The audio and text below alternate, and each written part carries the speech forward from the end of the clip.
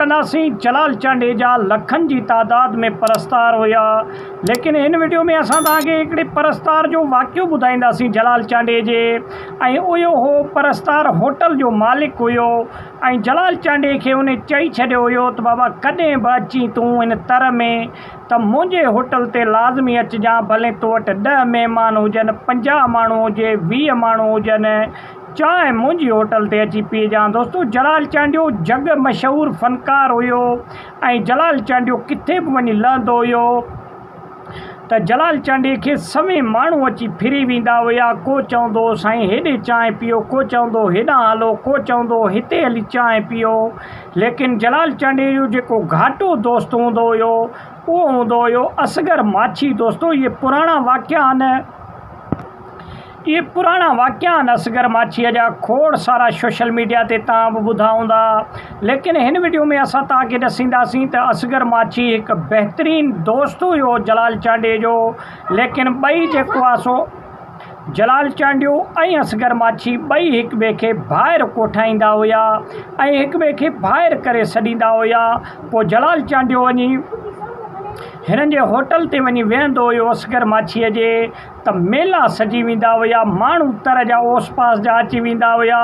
पोइ असगर माछीअ जी जेका होटल हूंदी हुई उहा सॼी फुल थी वेंदी हुई। पोइ असगर माछीअ जी चांहि उते धड़ाधड़ हलंदी हुई ऐं जलाल चांडियो असगर माछीअ खे फरमाइश कंदो हो त बाबा मेंह जे खीर जी चांहि भली पीआर, घाटी चांहि पीआर। जलाल चांडियो चांहि पीअण जो तमामु घणो शौक़ीन हूंदो हुयो ऐं माल मंद वारो माण्हू हूंदो हुयो। जलाल चांडे वटि पाण वटि बि घर में मेहूं रखियल हुयूं ऐं जलाल चांडियो पंहिंजे उताक में हर वक़्तु चांहि पीअंदो हुयो ऐं हर वक़्तु उन वटि महिमान मौजूदु हूंदा हुया।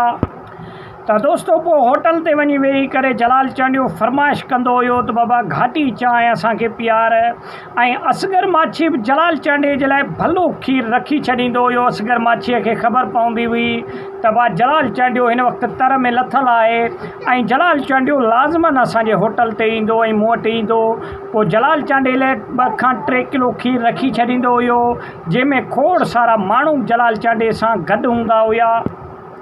दोस्तों असगर माछी वाहिद जलाल चांडे जो दोस्त हुयो जंहिंजी शादीअ ते जलाल चांडे फ्रीअ में वञी ॻायो हुयो ऐं जलाल चांडियो तमामु घणो यार वेस माण्हू हूंदो हुयो ऐं जलाल चांडे जा हज़ारनि में परस्तार हुया। पोइ कंहिं बि महफ़िल में वेंदो हुयो जलाल चांडियो त पोइ माण्हू जलाल चांडे खे छिकींदा हुया पाण वटि, साईं हेॾां चांहि पीओ, हेॾां मानी खाओ, हेॾां हली वियो घड़ी सवा। त पोइ जलाल चांडियो तंग बि थी पवंदो हुयो। पोइ इन जे करे जलाल चांडियो काॾे लड़ंदो न हुयो। हाणे सी 50 माण्हू कंहिं ॾे लड़े जलाल चांडियो, हुन ॾे लड़े, कंहिं ॾे लड़े, को हिकिड़े ॾे वेंदो त ॿियो कावड़जी पवंदो, ॿिए ॾे वेंदो त टियों कावड़जी पवंदो। पोइ अहिड़े तरीक़े सां जलाल चांडियो पोइ सिधो हलियो वेंदो असगर माछीअ जी होटल ते। असगर माछीअ जी होटल मशहूरु हूंदी हुई।